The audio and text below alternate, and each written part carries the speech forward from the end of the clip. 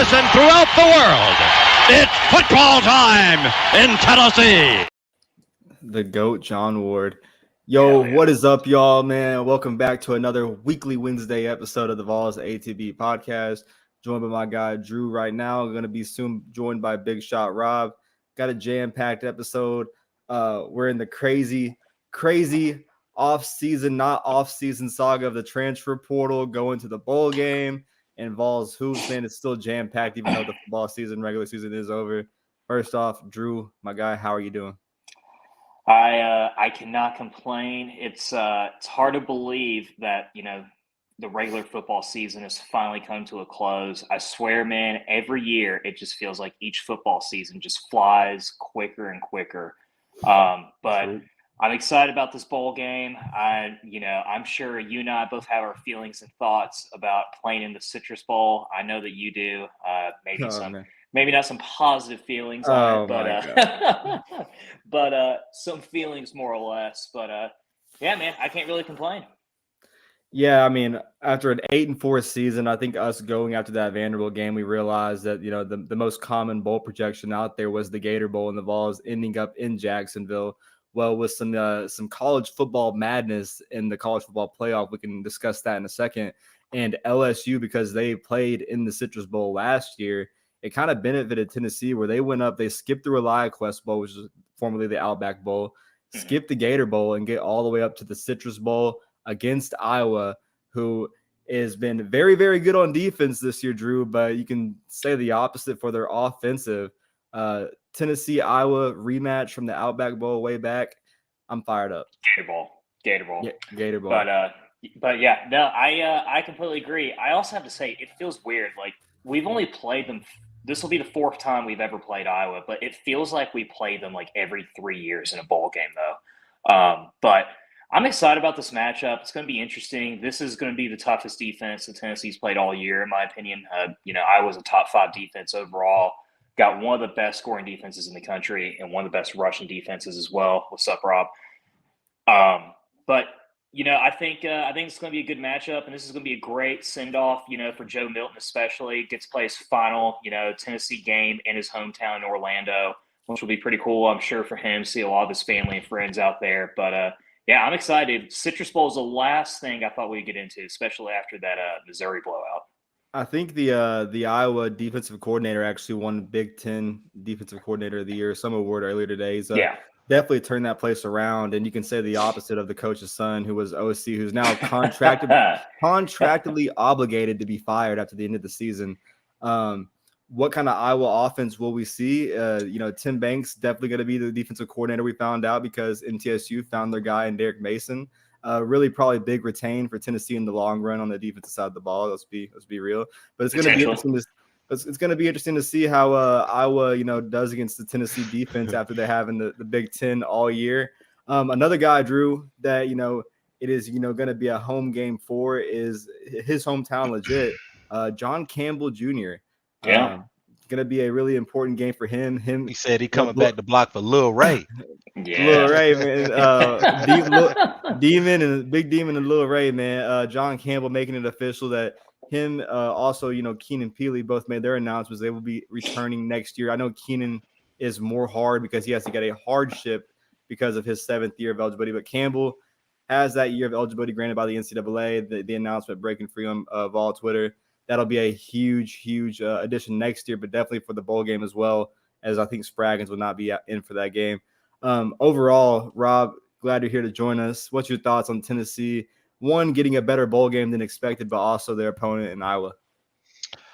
I'm not really sure how I feel about Iowa, man, because their offense. I don't know if this is going to be a fun game to watch. I really just don't know. I don't know. I don't know if Tennessee's going to score 40. I don't know if we're going to score 3. I don't know which one we're going to do. So the question is, what offense do we get that day? If we get the Josh Heupel offense, I will be more than happy with a 45-14 win. But if we get the mediocre offense, because Jalen Wright's probably not playing, D Samp is going to take that number 1 role.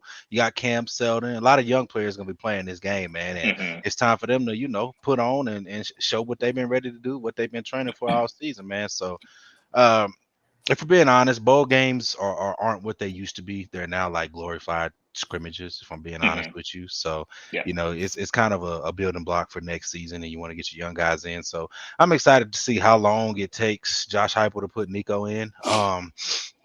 And I'm excited to see how long it takes, Willie Martinez to put some of these freshmen and sophomore in, man. I'm excited to see how long it takes, aka it won't happen. So anyway, the good thing is though, the good thing is as they've been kind of having these meetings with the players, figuring out if they're coming or going.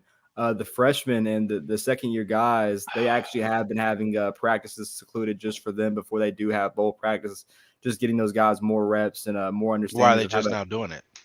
That's true, exactly. But just getting more focus on even those Jeremy guys. Pruitt did that when he was here, as they and that's saying a lot. It's true. Also, factoring it's not only that the additions we're going to get from the portal, but the guys that are not going to be in the bowl game that have already put themselves out there, like Addison Nichols, Brandon Turnage, Jack Luttrell, Connor Meadows, just to name a few. But overall, I think Tennessee will be fine. One big thing I want to see, obviously the bowl game doesn't matter, but for the offense itself, Dante Thornton, if he's able to go, he had that injury against Missouri. What Columbus. was the injury? I don't know what it was. I think it was ankle. Official injury was. They never reported on whether if it was they never an reported ankle what it sprain. was. It was like an ankle. I don't know. It was an ankle injury. I know that, but I don't know if it was an ankle sprain or a fractured ankle or hyperextension. It was something. Because that was a vicious. That was not a doctor landing. But yeah. I'd be very surprised if he plays this game. To be completely honest with you, and there's no need for it. You'd rather have him be fully healthy and good to go by next year because he even during spring last year and during fall camp, he was still not fully 100%. He wasn't really fully 100% until all season. All season, really. Unluckily for him was like right when he started finally playing outside that when he was finally getting fully healthy again. But don't take that risk. But I'll be honest with you, if we allow 14 points to this Iowa team, I am going to be completely outraged. We will. This offense. So, I just want to put this out before we deep dive a little bit more. But, you want to know who has the worst total offense in college football? Division I, FBS, not Power 5, not separated by that. It's your Iowa Hawkeyes. They have an offense that's worse than UConn, than Ball State, than Nebraska, than Vanderbilt. This team. I'm surprised you didn't name Bandy first. That's crazy. In fairness, the Vanderbilt offense gave us more fits than UConn did, so I had to feel like I had to throw UConn first on that one. But that's fair. That's fair. But I think it'll be an interesting matchup. It's I think it's going to be very similar to kind of like how it was about 10 years ago in that Gator Bowl, which is like SEC type of offensive style play is so completely different than the Big Ten, and it's not going to be something they're going to be able to be accustomed to and adjust to with that high full speed. But I'll be honest with you, I'm kind of underwhelmed with the matchup. I was actually really looking forward to playing North Carolina or even possibly even Clemson. So this is I was really underwhelmed too, Drew. Oh, really? I would love to know why you were underwhelmed. So the problem is now fixed. I will be attending the Citrus Bowl in Orlando, Florida. Thank the good Lord. But I was that one guy that, had the eye candy matchup of the North Carolina Gator Bowl, the game that runs really deep in my family's ties. A lot of North Carolina alumni, a lot of Tennessee alumni. Mom grew up there. So we were all eager to see that matchup in Jacksonville, Florida. Really nice beaches down there. Not too far of a drive from, Tampa or Orlando. Well, my family and I, we bought, 7 tickets for the Gator Bowl. And turns out Tennessee is not playing in that Gator Bowl. So I don't feel like Drake May was going to play anyway, so I don't true. feel like it would have been a fun game. Honestly. Drake May's NFL career and his future of closing out at North Carolina is one thing, but $700 in my bank account was another. So, well, Brando, what's the lesson that we learned on this one? I'm sure I've learned that wait for a bowl game to officially be announced. Smart. And two, if I do have an impulse decision, be sure that it's not the Kentucky fan base, because I went on Twitter trying to join their ticket groups, and I think they all just looked at my profile and thought I was trolling or trying to scam them because I'm a Tennessee fan, and that didn't work out too well. So trying to get these tickets gone. So far, I got 4 of the 7 gone, and we're looking pretty again. Thank the gods. Don't predict the future. Just let the future play out. and then you can make your decisions there. That's the advice I would give you on that one. I've been down that road myself, though, so I can't. I got to be honest with you, man. Like, everybody and their mama, not me and my mama, knew Alabama was going.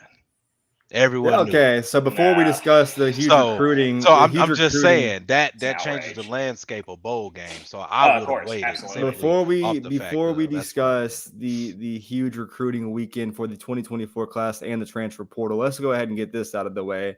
College Football Committee whips it out, stands on business in front of the whole nation, puts Texas and Alabama in at 3 and 4. Florida State is the first team in history to be a Power 5 champion, undefeated, and not make the college football playoffs. That definitely did help Tennessee get from Jacksonville all the way up into Orlando to the Citrus Bowl.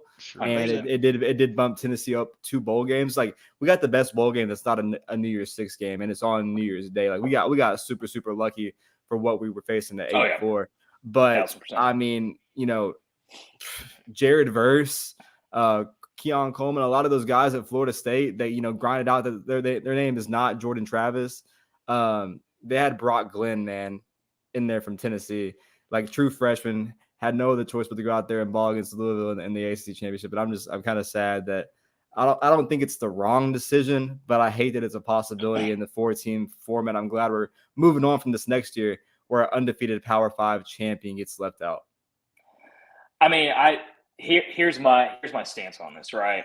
Do I think that Alabama is one of the 4 best teams in college football? I would agree with that. I think from a talent perspective, they absolutely are, but I don't think they deserve the spot. I think the problem is like, because of the Jordan Travis injury, and I really think, like, honestly, had Florida State scored, 20, 25, 30 points against Louisville, they would have been in this playoff. But the thing is, at the end of the day, it's like, they won every single game they possibly could, right?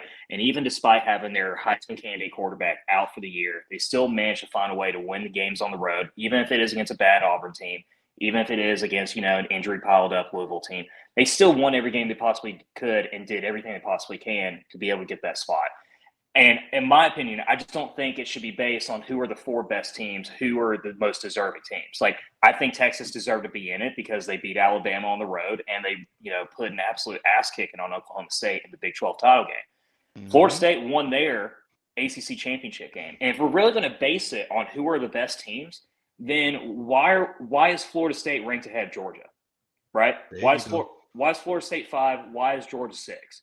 And if we're really going to base it on that and not based on the schedule and their wins, a lot of people, and I think this committee tend to forget, Alabama had to have a 4th and 31 miracle against an Auburn team that got completely waxed by New Mexico State at home. Right? You can't use that one. They almost lost to Alex Golish. Why would you not use that? I say you can't use that game because that is probably the biggest rivalry in college football. So Auburn could have been. Wait, hold on. Auburn could have been 0-11 and found a way to somehow beat Alabama. It can be like that every year. When that game comes about, I don't look at it. You know what I'm saying? You feel what I mean, though? No, I mean, I get that. So what's your feelings on this? What's the excuse about the fact that they only had a 4-point win against Arkansas, who was the worst team in the SEC West and arguably one of the worst Power 5 teams in the country this year? Because at that time they were not clicking on all cylinders, and that's what this boils down to, right? They're not the same team that they once was. Florida State's not the same team that there once was, which is why they chose Alabama over them. I'm not defending the decision at all. I don't agree with it. But what I'm saying is it makes sense for what the criteria is saying. Who are the best 4 teams? Alabama is absolutely one of the best 4 teams, in my opinion, on how they're playing right now versus how they were playing. Right. So then what is just curious about your thoughts on this. When they announced in the Fiesta Bowl that Oregon was going to be playing Liberty, and they asked the head of the committee, what was the argument and reasoning as to why they chose Liberty over SMU, even though SMU beat Tulane, who beat USC last year, and Tulane was being in the top 25. The argument was, well, Liberty just found a way to win in every game.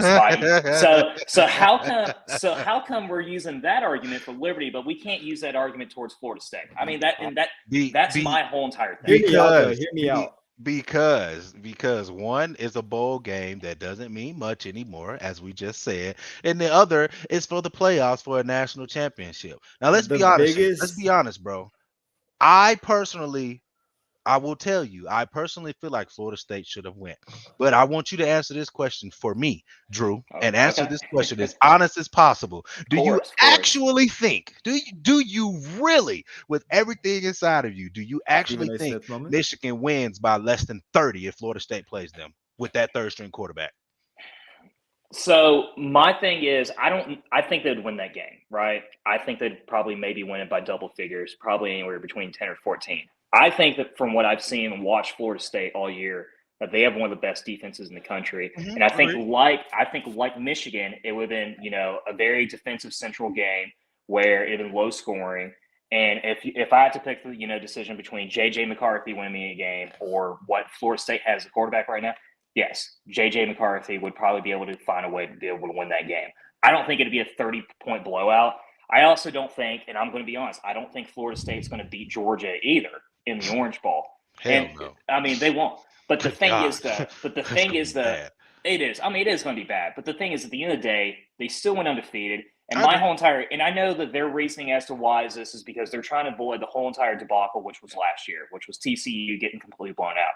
But if we're going to be completely real, if we're going to base it on the teams that were the 4 best teams in college football last year, could you not make the argument that either Alabama or Tennessee deserved that spot, or USC for that matter, over TCU? Because I certainly could make that argument. Yeah. I'll say this. But Tennessee went to South Carolina and got blasted, and they weren't right. But the thing is, that's because they had 2 losses. So, at the end of the day, TCU had a better record, even though that they had to kick a 49-yard field goal to beat a 5-7 Baylor team, even though they struggled on the road against Iowa State and barely, won that one, or the fact that they lost their conference title game to Kansas State that year. They still made it in because they had the best record and that they did everything they could. I agree, but I think TCU is the main reason Florida State didn't get in, if I'm being honest with you. No, I agree. 65-7 in a national championship game. Nobody wants to see that again, bro. Nobody wants to see that. Like I said, I don't agree with it. I just understand. That's all. Sorry. I'll say this, and we'll go to recruiting after this, but I'll say this. It would not have mattered. And I think the committee's biggest mistake ahead of, Florida State and Florida was keeping Florida at that number 4 spot, because even if, say freaking Georgia beats Alabama, Texas is probably still getting in over Florida State at that point because Texas had to win over Bama. I think they still give that spot to Texas over Florida State. And there's either way, Florida State is getting held in this situation. 100%. Yeah. I mean, 100%. my only concern about this is just going forward is with the 12-team playoff next year is you still have the same committee that gets to decide who these 12 teams in. And what's not to say that, next year, say, for example, a 9-3 Ohio State team is 11, 12, or, 14, and Tennessee miraculously is 10-2, but Nico gets hurt and we have to play Jake or whomever. Who's not to say that the committee could potentially put Ohio State over Tennessee because they'd be their star quarterback's out, even though they lost, more games, and then, they lost, single-handedly to some more power, playoff, opponents. We still think they're going to be a better team in Tennessee. I mean, that's my issue with it. So say next year, right? You talk about these teams getting taken out of their glorious situations where they go undefeated. Say Tennessee goes 9-3, right? But their only 3 losses are against Alabama, Georgia, and someone else along the line, where all those teams are top 10 ranked teams, have their spot in the playoffs. Does a 9-3 Tennessee team get in over a 14-0 Liberty team that just because of who they played? Because their 3 losses are it's a whole who's to say that the committee won't hold them for that 12th spot as well, not just a 4th spot, let alone Liberty. The last there's going to be one group of 5 team that gets in no matter what. If Liberty's 14-0, they'll be going because they already made that room. The problem is off the rip, you got 5 Power 5 conferences and you got 4 spots. Brian Kelly said it today. That's the biggest issue for one. For two, as much as I hate Alabama, I'm not mad at Alabama for making it to the playoffs. You know who I'm mad at? I'm mad at the NCAA because Michigan's ass should have been suspended and they shouldn't even have a chance to even be playing for the playoffs right now. They cheated and have been cheating for the last 2 years, and somehow their head coach just gets a 3-game suspension and we're sweeping it under the rug. Everyone should be mad at Michigan, not Alabama. That's At the end of the America's day, team, everyone in college football knows Nick Saban runs college football. Everyone in college football knew that when Alabama won that football game, they were going to the playoffs. We all knew it. We talked about it. We knew. So everyone being mad about Alabama getting in, that doesn't matter. You should be mad at the NCAA and Michigan, because Michigan should not be the number 1 seed and Michigan should not be in the playoffs. That's what everyone needs to be mad about. I'm actually curious about this as well. Now that we talk about Michigan, and I promise you, Brandon, we'll talk about recruiting, but this whole entire college football playoff saga is. He wants to talk about Jordan Seaton so bad. I know. We're going to get let down. He's going to pick freaking Ohio State or Oregon. All right, there we go. Exactly. Damn, Robert.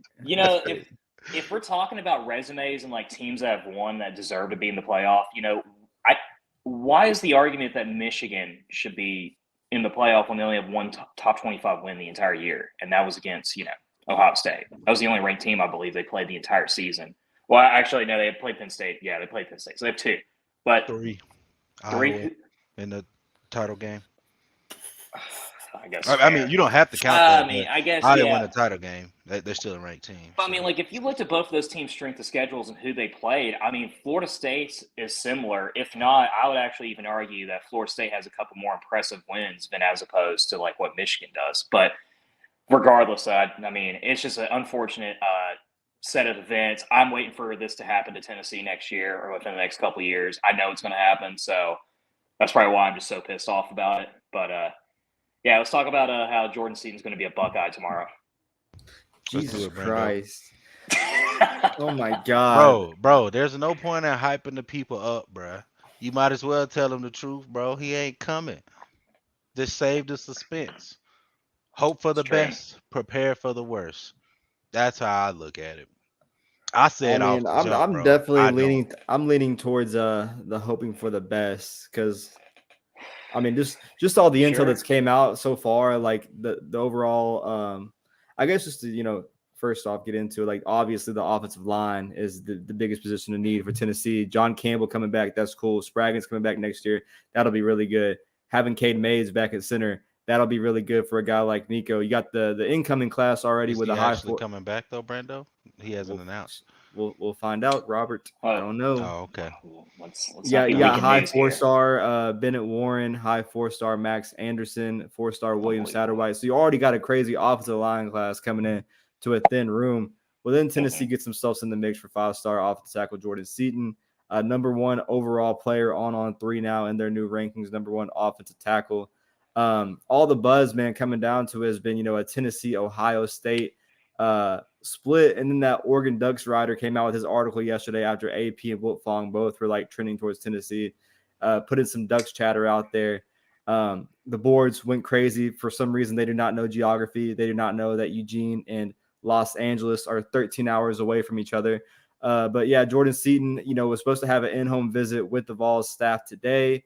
That was canceled. He went out to Los Angeles, the Washington, D.C. native. Seems for like some training. It has now had some people out there going to help him set up for his official announcement. Definitely one that kind of surprised me coming off of OV to Ohio State, because that OV happened out of nowhere where he made a big announcement out of it. Was a really good weekend, but a lot of their guys they're on 3 sides seem to think that this has turned into a big NIL battle, to say, and it should be, man. In this day of college football, we kind of knew this would what it be. Jordan Seaton, if he's everything he's projected to be, is definitely someone that you want to spend those bags on. If it does come down to an NIL, the Buckeye side and the Oregon side kind of lean towards Tennessee. We'll find out tomorrow at noon, according to 24/7's official countdown tracker. But all the buzz has been around Tennessee. The Tennessee side and VolQuest had the information about Seaton being in Los Angeles before anyone else, and they didn't include that in their article, which kind of tells me that the Tennessee side of the media is more plugged into the situation. They have kind of more knowledge. It gives me like a glimpse of some kind of hope. But man, if you lock up, Jordan Seaton here, a couple weeks before signing day, and this offensive line class coming in that is going to get bowl practices under, with Nico as well. Man, like one, that would be a hell of a commit for Tennessee, but talking about protecting our quarterback for the future, man, it would be a huge, huge pickup. obviously, like Rob said, hope for the best, prepare for the worst. We've had this all happen. This is the day and age. I'm telling y'all, man, don't get this, your this, freaking this hopes is the up. day and age where I'm right now, I would be do it. super, super confident that I would be put a prediction out there saying that Jordan Seaton is coming to Tennessee. But I have said this so many times from last year's class, last year's portal saga. That you did. And this class especially, man, where guys literally are trending towards Tennessee, and then they reopen their commitment or reopen their recruitments, and then Tennessee gets back involved, and they still don't come to Tennessee. So you really do never know until they, one, are committed, but two, in a couple weeks, sign early and are officially enrolled. But I'm gonna tell you like this. All right, I want Jordan Seaton. Don't get me wrong, I do. But Jordan Seaton, if he commits tomorrow, would not be my favorite player in this class. My favorite player in this class, no, it ain't even Boo Carter. Boo Carter number two. Boo Carter number two. No, Jordan Ross, bro. That is my favorite player in this freaking class. It starts in the freaking trenches in the SEC.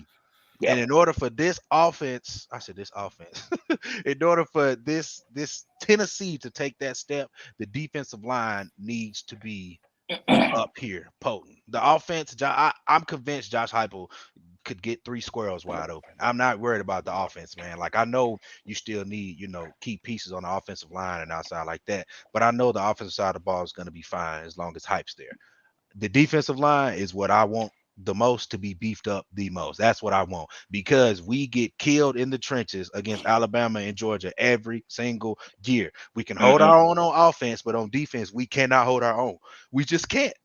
That's what I'm most excited about. I want Jordan Ross. Hey, Jordan Seaton, you come too, big dog. You'll make me happy. An edge rusher is definitely a position in need, especially if we're losing one like we think. I think he'll be better than James Pierce, man. I do.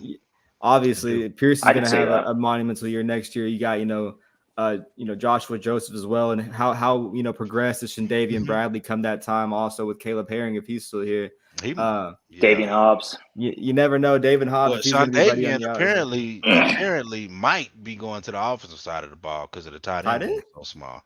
Apparently, there's some. I don't know if there's any real smoke to it, but there is some smoke to it. So we'll see.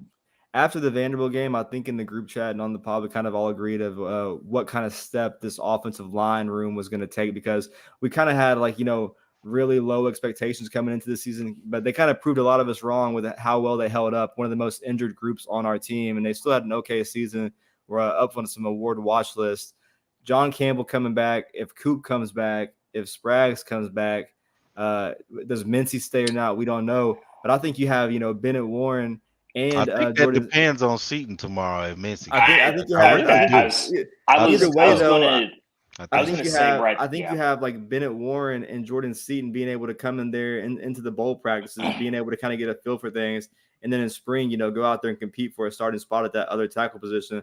But you also got a lot of other bodies in your O line room now, like Andres Carrick, who's going to be healthy, and a lot of that room's definitely going to take a step up next year with the young talent. And Tennessee has had some offers out there for the 2 Texas A&M offensive line transfers as well in the portal. So definitely a position where they're trying to get some more bodies in. Look, I mean, I'm not really too worried about the offensive line next year. I don't think a lot of people realize how big of a return John Campbell is next season for this, for this unit. And I mean, all things considered, despite replacing a first-round draft pick on your offensive line, a couple key players, Jerome Carvin as well from last year, they did a fantastic job, all things considered. You just got to continue to build up some depth in that position.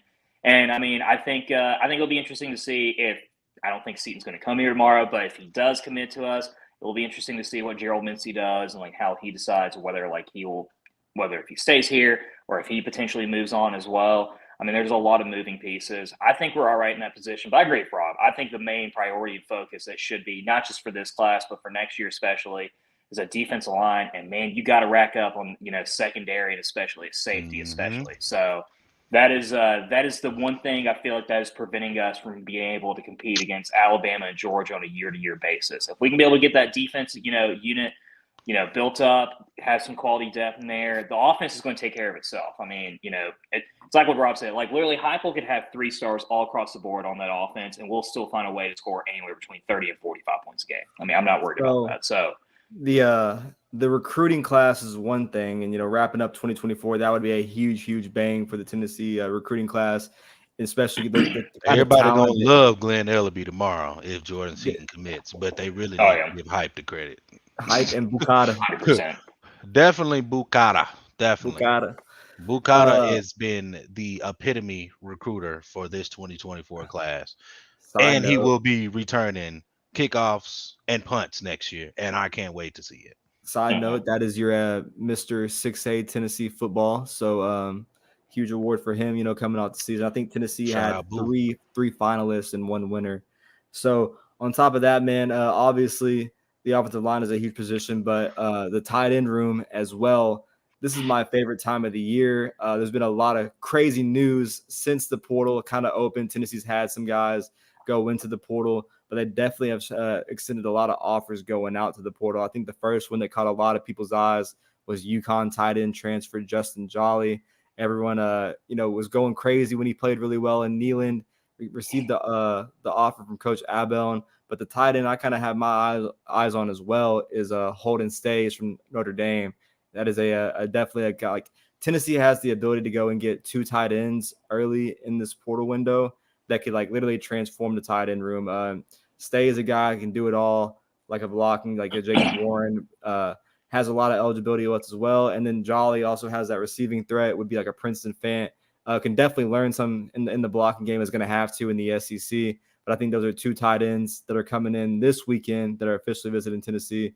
And then the other name, big name that me and Rob know plenty about, Juice Wells making his headline, putting Tennessee up there with Texas. Guys. Let it go. Cold water, guys.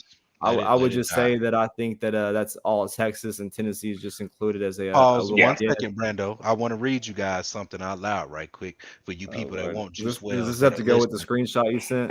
Yes, I just seen it on Twitter, and apparently it's very real. So for you people that want Juice Wells, someone I guess said something about Clemson, about him going to Clemson, and Juice Wells says, "I don't want to play with that F word. Yeah. Cade. LOL. He garbage." How do you think Josh Heupel ain't taking that kind of player at Tennessee? I can tell you that right now. Because if Josh Heupel were to take that type of player at Tennessee right now, Tennessee probably have about 6 or 7 dogs on the team already, and the record would have looked different. I can promise you that. No one on the Tennessee don't get those those knuckleheads that every team has. Josh Heupel don't get those players. He don't. So no one on the Tennessee side will say it, but I think this is pretty much clear tampering by Texas' side. I think there's a lot of chatter in the offseason, speculation that Texas had reached out to him, and it's the same thing they did with A.D. Mitchell from Georgia, man, a guy that has 1 year come and prove it thing. Obviously, Texas is getting a lot of buzz going into the SEC next year. If they can handle the off the field situations, it'll be good. But it's not turned out too great with them, with guys like Xavier Worthy, etc. So we'll see how it turns out. I would say Texas 100% there, but Tennessee as well has had some chatter on the defensive side of the ball. And Robert, are we really about to do this again for bring it back? I think we are. The big name that obviously entered the portal, defensive lineman from A&M, Walter Nolan. Why are we doing this? From Powell, Tennessee. Why are we doing this? It turns out, I mean, there's some real interest from Tennessee. He's not coming here. I'm gonna say the same thing I said about Jordan Seaton. All right, hope for the best, but prepare for the worst, guys. This is no disrespect to Walter Nolan at all, but it is not a secret on how things went down on his last visit to Tennessee. It's not a secret. Everyone knows. Everyone heard about it. Everyone knows how Rodney Gardner feels. Everyone knows. Hopefully, maybe, potentially, their relationship is paired and they're the best of friends, and Rodney Gardner wants him here. If that's what RG wants, cool. I back you, RG. But to my knowledge, from what I know, I just don't know if it happens unless they have amended everything that happened going on with his recruitment. Anyone with two eyes knows what happened. It's not a secret. It was all over Twitter. Everyone saw it. So maybe he does, maybe he doesn't. But like I said, hope for the best, prepare for the worst. I don't see it happening, but I would be happy if it does, for sure. Because he's obviously grown up. He's obviously not as immature as he was around those times, and everyone grows. You know what I mean? So, best of luck to him wherever he goes, though. But I wouldn't be mad if he was back in orange. I just don't know if that's a real possibility. No, I mean, I don't think our fan base should have that, expectation or even entertain that idea that he will come here. He's a very good football player, and he's definitely going to be playing Sundays soon for sure. But if anyone knows Rodney Gardner and how he runs his program, runs his guys, there is not a snowball chance in hell this guy's coming here. I'm just going to be honest. Just my 10 cents on it, though. Maybe they patch things up, though. I mean, I do believe there's smoke to it. I do believe there's smoke to it because it's not just going to come out of nowhere. And On3 is not going to post Tennessee on there if there's not real smoke to it. So clearly there's real smoke. I just don't know if it happens. I don't know. I mean, the board went stupid when he dropped the little 50-cent gift or whatever. So I think there's smoke to it, but I think there's what? I don't know, man. I don't know. Dude, I feel like one thing that always happens to us Tennessee fans is the cards align perfectly and we fall for it every time. The cards are aligning way too perfectly for Jordan Seaton to commit tomorrow, and it's aligning way too perfectly for Walter Nolan to commit to Tennessee. It just sounds too good to be true at the moment. So I'm gonna have to see it to believe it. I mean, and look, also, do you really think that, Walter Nolan would also entertain? I mean, and maybe he would. Maybe he thinks he's just that good, and, Gardner believes he can make that much of instant impact. But, we know that Omari Thomas is more than likely coming back, if not, if he's already announced it. And Omar Norman Lott as well. Those are two guys that were two main starters in that, defensive unit. Do you really think, Walter Nolan's going to come in here where he's not guaranteed a spot? I mean, he could go start immediately at any other program. That's the thing. Maybe he would start over Omari. Rodney Gardner rotates a lot, though. So, I mean, I think that plays a factor. I mean, think about it. Davion Hobbs played all year as a true freshman. All freaking year, So, Walter Nolan will definitely come in and get some burn. He rotates well, but, we'll see. I don't know. So it just sounds too good to be true for me, man. And I'm not trying to be a nega ball. I'm not trying to hit you guys with battered ball syndrome or anything like that. It's just – this is my last comment I'll make on Jordan Seaton. All right. So what the fuck? all year long, no one has had a crystal ball for this kid. Not one time. There has not been a crystal ball for Jordan Seaton at all. No one knows where he's going. Now, all of a sudden, everyone's saying, oh, man, looks like the stars are lining for Tennessee. Man, that boy ain't talking to nobody. He ain't talking to nobody. No one. So how all of a sudden do the stars just start aligning for Tennessee out of nowhere, man? And then he posts on Instagram today, Boo Carter winning the, Mr. Football, and he goes, we locked in. Come on, man. It makes too much. It's exactly, bro. It makes too much sense.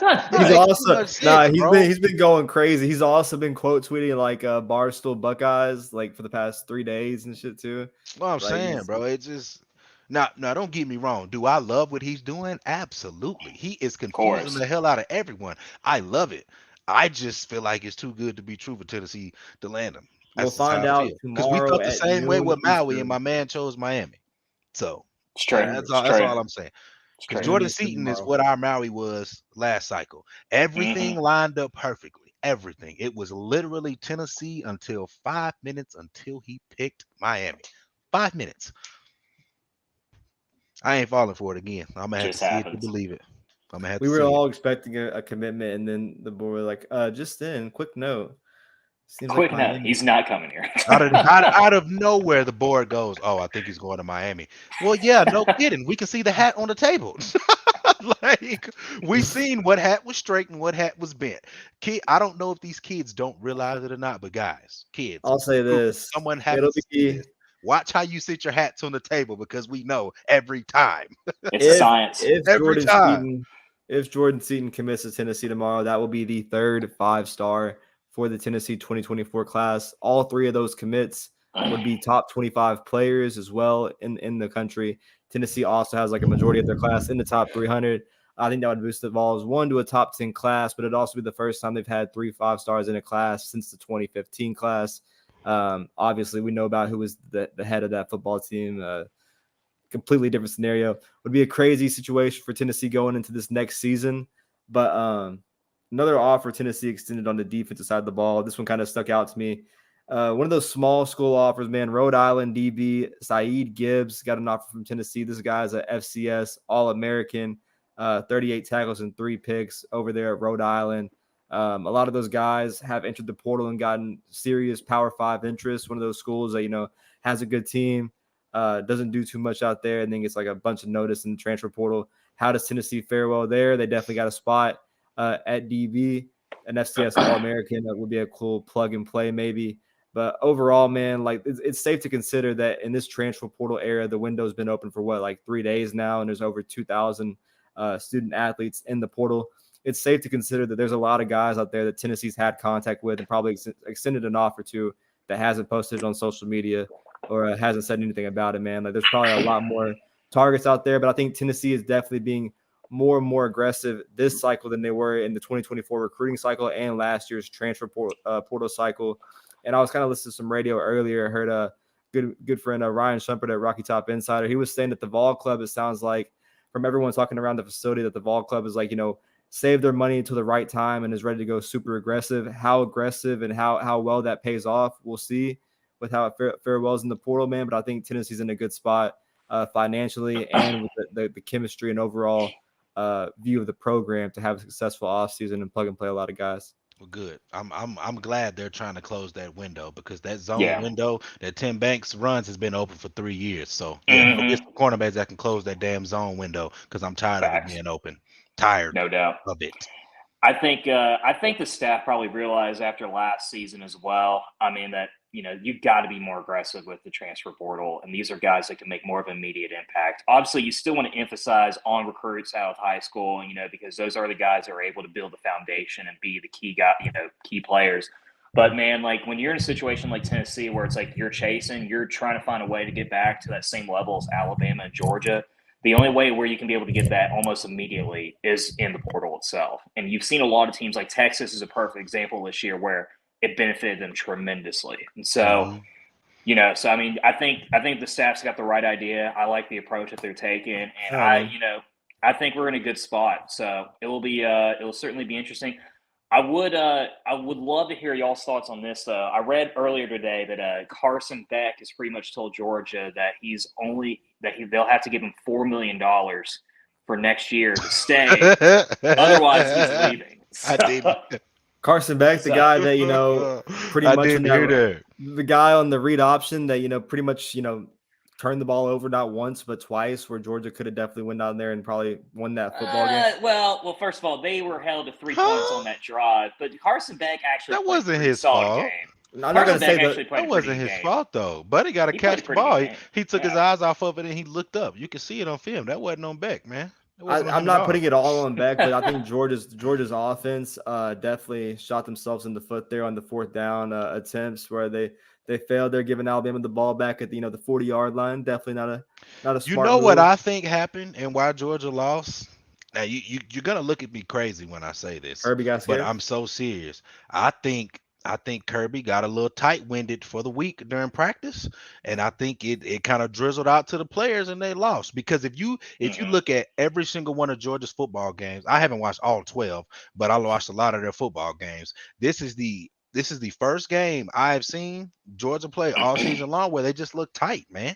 They literally just look tight, like they were like not worried about losing, but playing like not to lose, and they ended up losing the game. That's what it looked like to me. And I ain't seen a Kirby Smart team look like that in a long time. I would agree with that too, because even if you saw the play calling offensively, they played very, very conservative. I think they only had one deep pass the entire game. Yeah. Ironically, that was the only one they connected. You know, so like. The play calling was very strange, very typical Mike Bobo in a big, very important game. Always typical of him to really play, just to blow it, which I love. But I mean, if I'm Carson Beck though, and I'm asking for $4 million, knowing that Dylan Raiola is coming in right behind me, my backup in Vandergrift just went to Kentucky and is going to compete out there. Here's makes that so interesting though, is that Georgia's NIL does not function like that. This is very abnormal for them in regards of like keeping guys here. And this is a very unique situation because they haven't been in this situation before under Kirby Smart. Where the problem is you can get away with telling any player in the world to walk. except quarterback. Yeah. You can't tell a quarterback to walk. What a quarterback asks for, you either give it to him or he gonna bounce because someone is going to pay it. Somebody's gonna pay it. And the thing is, as well, and it's like what Brando mentioned. Brock Vandergriff heading to Kentucky now. Yeah. If Carson Beck leaves, they're relying on a true freshman coming in, 5-star Dylan Raiola, to go over there, take the ropes, and that boy is cold though. And I know good. the perfect spot for Carson Beck. That boy is cold. What's the perfect spot, Brandon? I mean, there's been 3 transfers out of this SEC school this week. I think Carson Beck would be perfect at Vanderbilt. He's not going to Vanderbilt. Don't be an idiot. That's ridiculous. And first of all, why would you want him to go to Vanderbilt in the first place? Vandy could offer him $50 million, and I guarantee you he says how much no. did they offer Joe this last offseason? I'm not talking about that. Nope, not doing it. Nope. I will say though, with Georgia's schedule, people didn't know that. I promise you they didn't know. With Georgia's schedule next year, though, them going at Alabama, at Texas, have to play Ole Miss, in playing Tennessee, of course, it sets himself in a really unique position where it's like you went from potentially looking at Carson Beck returning, being a preseason top 3 team, a national title favorite, to if he walks and you're playing a true freshman, and it's very hard next year. With that schedule next year, they might lose a couple games. It's not out of the possibility. So here's the thing, though. Here's the thing about Georgia. All right, there's only been one position since Kirby Smart's been there. There's only been one position that's always been questionable, and it's wide receivers. No, it's quarterback. The quarterback has always been questionable since Kirby Smart's been there. I mean, the guy freaking had Justin Fields, for God's sakes, and ran him off for Jake Fromm. I mean, what are we doing? Yeah. All right, I get it. He's not doing great in the NFL. I understand that. But Justin Fields was a dog in college. As a true freshman, he should have been starting. He was great. He was great in college. All right. So I say that to say the one problem Georgia's always had is quarterback. So I say this: if Dylan Raiola is what people thinks he is, they'll be fine because the offensive line is going to be great and he's going to have an elite defense behind him. So they only, if we're being honest, if we're being real, all right, Georgia is probably still 12-1 if they hold every opponent under what? Let's say, what's the highest somebody scored, 25 points? Or was Alabama scored 27? Yeah. So think about it. They're still 12-1. Regardless. So the defense that he's going to have behind him is going to be elite. If he only has to put up 26 points a night, which they're going to do, Georgia can still win. They can still win. Especially when they go into 12 teams next year. I think Georgia's pretty much kind of a lock, right? They'll definitely be in the playoff. But I can tell you right now, I don't think they'll be undefeated at the end of the season. I don't think they so finally either. drop a regular season game for sure. I just think it makes things interesting for next year because you got Texas coming in, and Quinn Ewers with a very high possibility of him returning as well. Oh my God, Arch Manning to Georgia. No, Arch Manning is not going to Georgia. But you are looking at the possibilities. He's not leaving Texas, bro. He ain't going anywhere. But I'm trolling. I know, but other people really think he's leaving. He's not leaving Texas, bro. He'll wait until it's his time. You know what?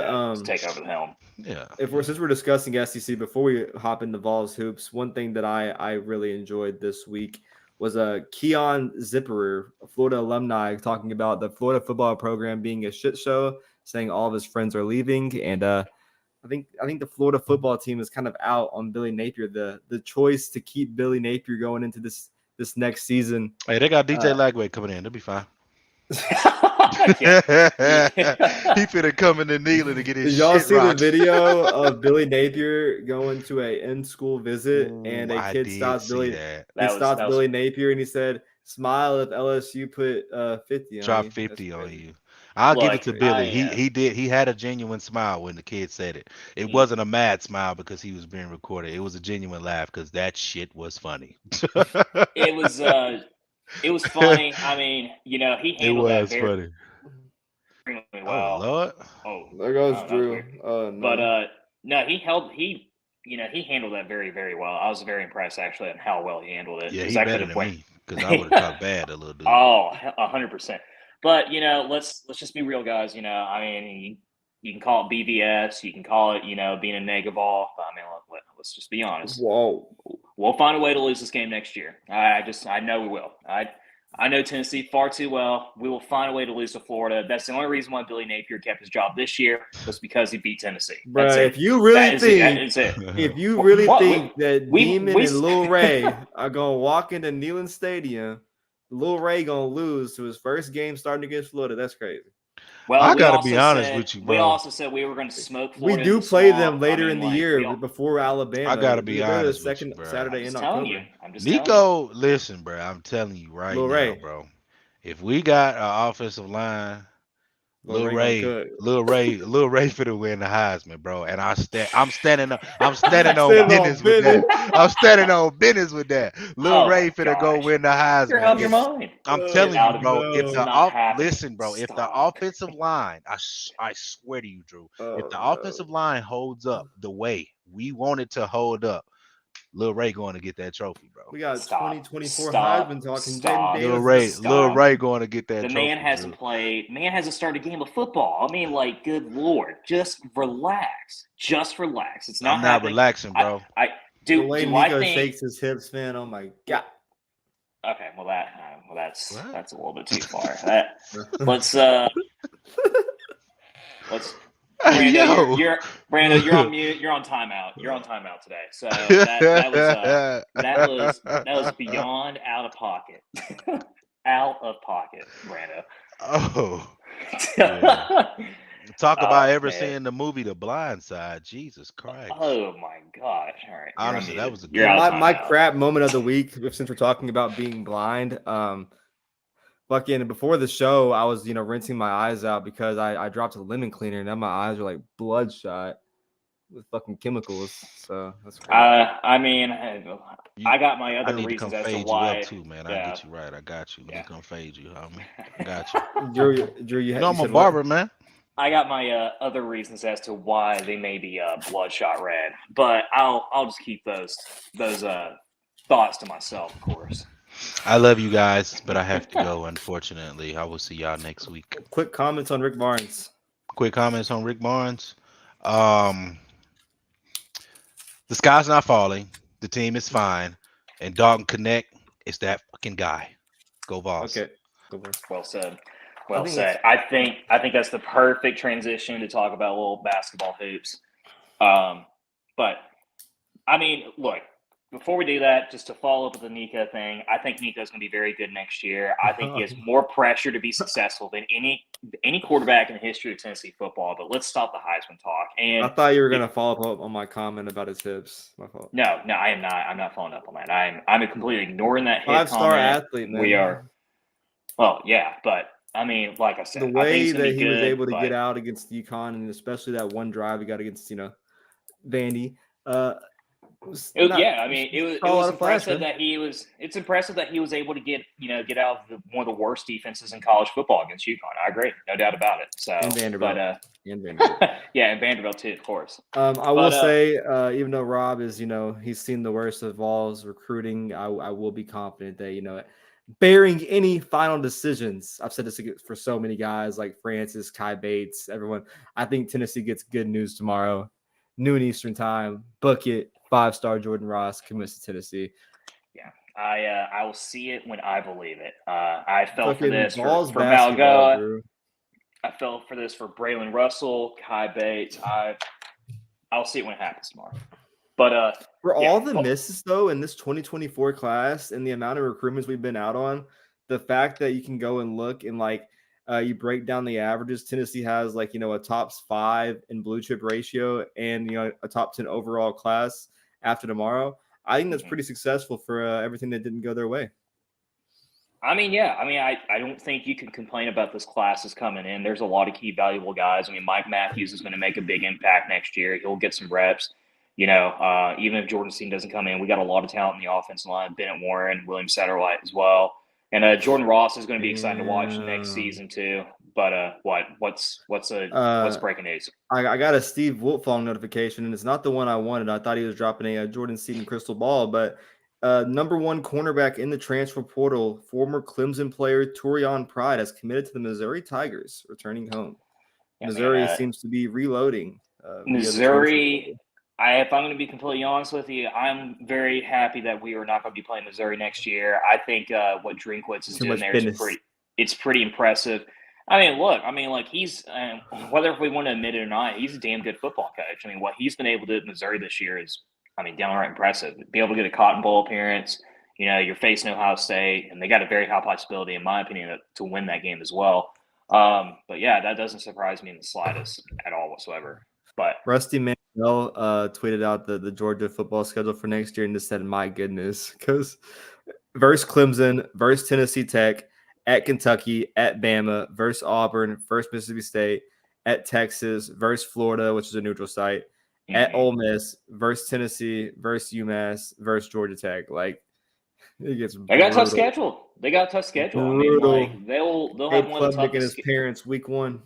They'll have one of the toughest schedules in the country next year, and it'll be interesting to see whether if Carson Beck does stay. I think he will stay, but if he doesn't, that's going to be a lot of pressure on a 5-star freshman to come in and expect to win 10, 11 games next season. But we'll see with that. Brando, let's finally transition to some fall hoops. Tennessee got the W over George Mason last night, 87-66. Snap off the 3-game losing streak that we had. Adu had the best game of his career by far, going 7 for 11 from the field, 17 points, 8 rebounds, 4 assists. Bit of a quiet night for Dalton Connect, but still had 10 points, 3 rebounds, 2 assists. And Triple J, man, once again, one of the most consistent guys, and I think he's been playing some of the best basketball all in his entire career at Tennessee. 15 points, 6 rebounds, 6 assists, 6 for 9 from the field. I think he is. You can make the argument that Dalton Connect is the most important player. I think Dalton Connect is the best player on this team. But I think the most important player to expect any consistency as far as offense goes is Triple J by far. He is playing at a high level. I think he's finally healthy. I know he's been dealing with a lot of injury situations the last couple of years, but good win, and that's a pretty damn solid George Mason team that will probably make the tournament this year as well. So another solid win for them to get back in the win column. They were 7-2 obviously before yesterday. Now they're 7-3, or 7-1. Now they're 7-2. I didn't know if it was 2 or 3. 7-2 now, but definitely beat a good basketball team, man. And obviously the big news everyone was good to see is Dalton Connect played a lot of minutes. Only had 10 points, but to see him out there, I think was 24 minutes. It was good to see him kind of having his normal pace. Freddie DeLeon was out there. He was on a pitch count, only can play 10 minutes because of the ability of that fascia and stuff. But just seeing the young skill set of Freddie buckets, man, like he's so smooth with it. And I feel like over the next few years, like he's going to be given the keys to the kingdom. A guy that's just kind of learning everything now, but as he heals, man, getting late into March, I think he's going to be like a pivotal piece at the guard position. Adu knocking it down from 3, not once, but twice. Obviously the 17 points, huge there. Usually I'd just be like, if you can get like 12 and 5 from Adu, that's good enough for me. But if you can get this kind of stuff from, Jonas Adu, talk about a crazy addition that can be. But even though it was garbage minutes late, man, I think I was most impressed with Tennessee down low, JP Estrella and Cade Phillips. Granted, it was, crunch time, bad time against, late against George Mason. I was kind of impressed with those guys. Estrella, I feel like he could, learn a lot in this season. And Toby Awaka, man, like he's going to be a force of nature.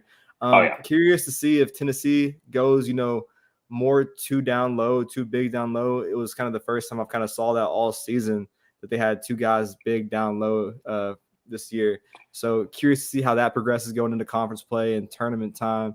But I think overall, man, even though like this team probably wants to, hit more of their threes and hit more of their field goals in general, but being able to have that down low play has definitely benefited this team a lot early on. No, I think, the return of Toby Awaka was, huge and was very vital for the postgame, especially, 11 minutes he only played, but he scored 11 points in the process. He brings the type of physicality that, that I wouldn't say that Jonas Adu lacks, but it's not one of his strengths, so by any means. And I think this Tennessee postgame, and this offense needs that especially. And it's going to be interesting on Saturday, man. You're playing the top 20 Illinois team. Huge game Saturday, Saturday at Food City Center at noon. A noon tip-off. You gotta love noon tip-offs for basketball. But man, Illinois is a damn good basketball team. They came off a win over FAU last night, 98-89. shot 30 63 points. Yeah, they both Marcus Damask and Terrence Shannon Jr. both had 33 each. Accounted for 67% of the team's total points last night. There was only 3 guys on the entire team that had double figures in points, but 63% from the field, 40% from the three, 90% from the free throw line, going 18 for 20. This is a team that can put up a lot of points, and the only loss they had this year was against Marquette, and Marquette's obviously a damn good basketball team that we've seen from this year we in saw the Maui Marquette tournament. Yeah, but it's going to be an interesting matchup. I actually kind of think that this actually favors guys like Jonas Adu and Awaka a lot because they really don't have that great of a post game. I mean, their main scorer is Terrence Shannon, who's averaging just shy 22 points a game and 4 rebounds and 3 assists. And they do have a forward who's about 6'8", 6'9", Marcus Danos, who's averaging 12. But the one thing that kind of surprised me a lot, though, was that there's no player on Illinois that averages a block a game, where Jonas Adu averages 1.8 blocks per game, which is the highest since Eve Pons played at Tennessee in his senior year a few years ago. So I think if Tennessee is going to be able to, if they're able to develop and establish, a low game, be able to get those tough shots in, make those 4 6-footers, that opens up the court and that allows guys like Dalton Connect and Jordan, and Gainey as well, and Vescovy as well to be able to hit those threes.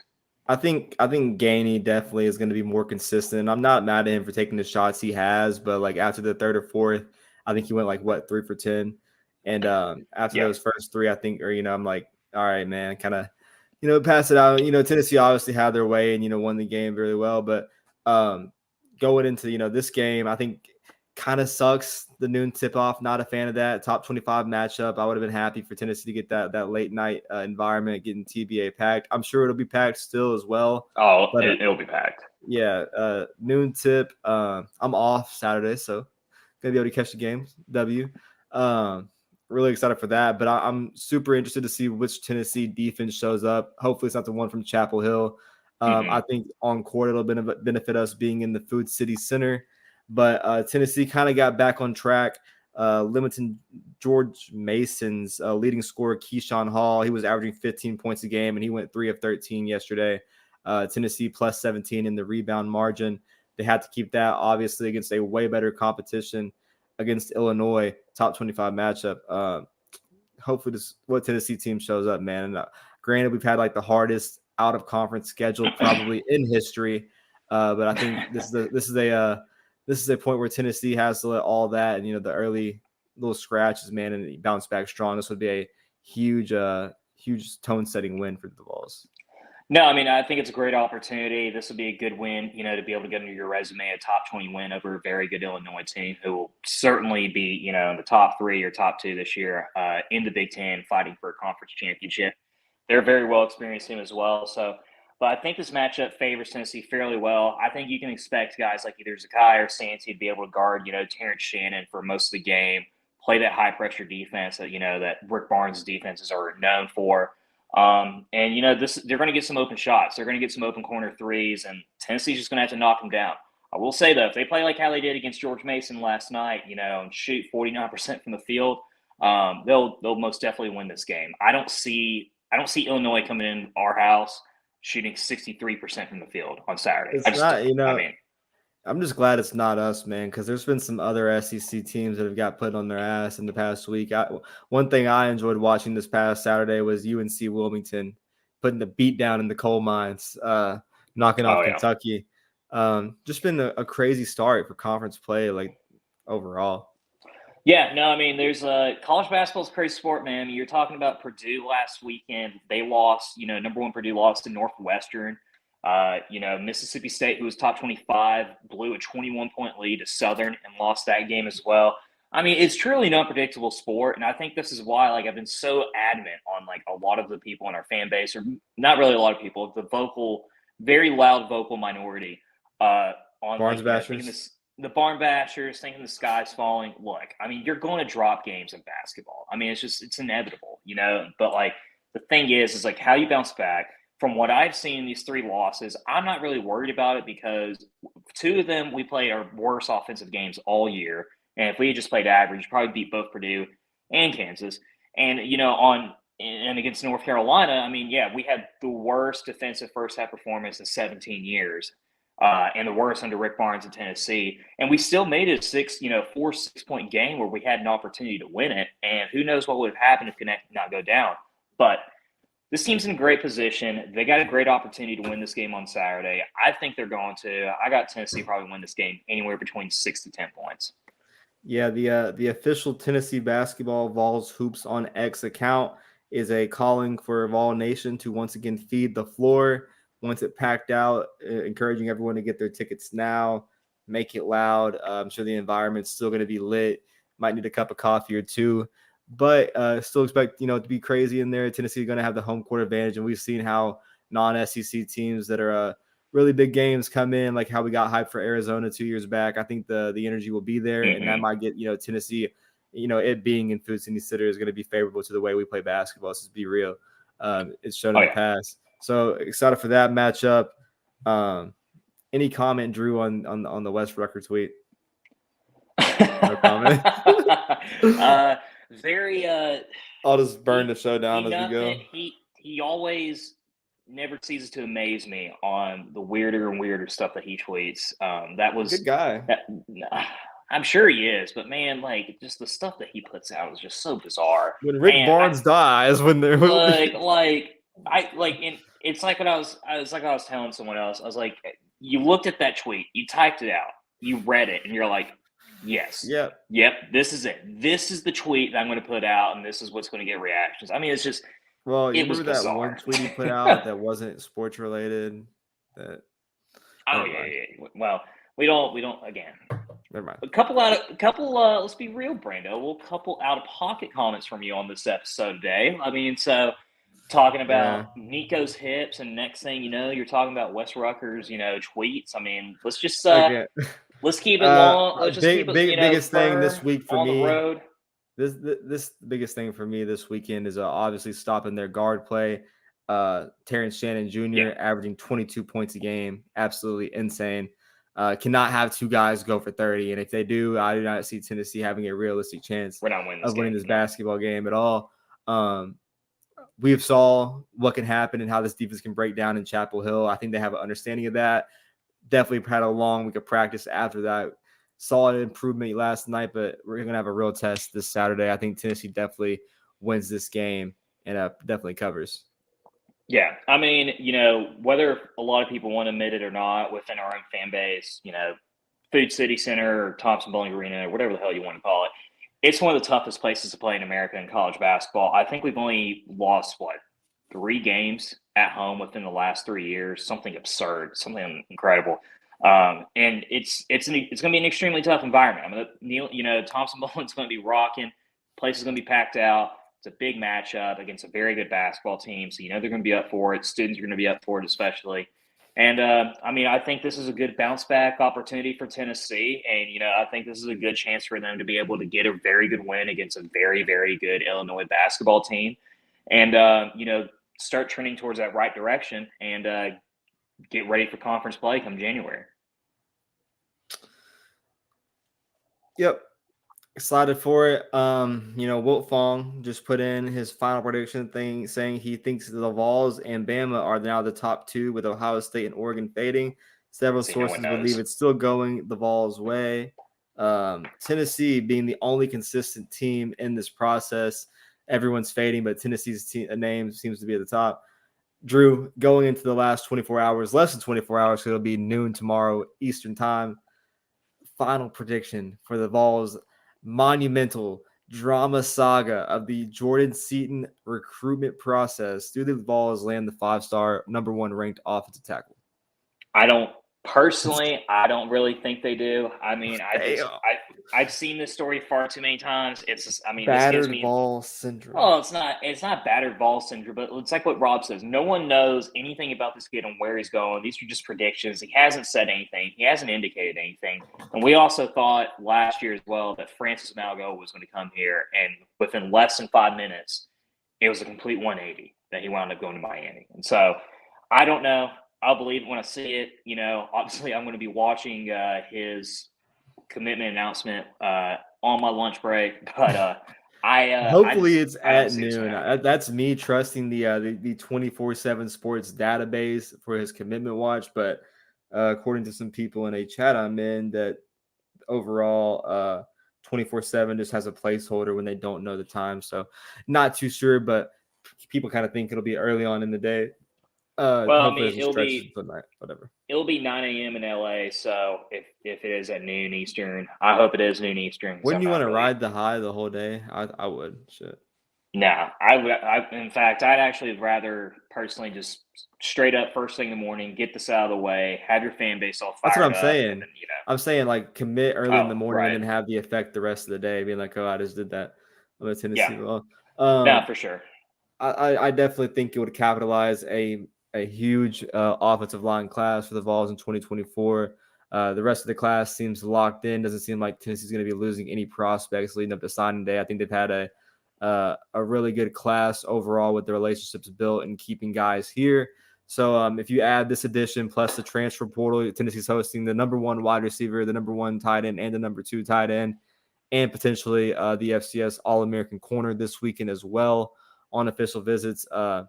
Just overall, man, from the recruiting aspect, hey, those transfers might even be at that Illinois basketball game, honestly. So if you're going to the Illinois game, I think there's a very high possibility that Juice Wells and Justin Jolly will wind up being there. Yeah, because obviously, oh yeah, 100%. I mean, that's what they did for Nico, and obviously that was a massive success for Nico when he came. But I mean, we'll just see what happens. I mean, I'll be more than happy to get both Juice Wells and Justin Jolly to come over here. I think they need to emphasize that tight end. You don't really want to have to be too heavily reliant on Ethan Davis on being the guy. I think he's a very good tight end, and Emmanuel's, as well. But I think, we've witnessed this season, if this is my big takeaway from this 2023 season, was that how much of an impact Princeton Fan truly had on that offense. I mean, it was invaluable. So we'll see what happens. This whole window, it goes until I think like January 4th. Now it's a 1-month window with the new NCAA rule. So a lot of these guys, the process is kind of sped up more than it was last year. Going to be more chaotic. Definitely be on the lookout.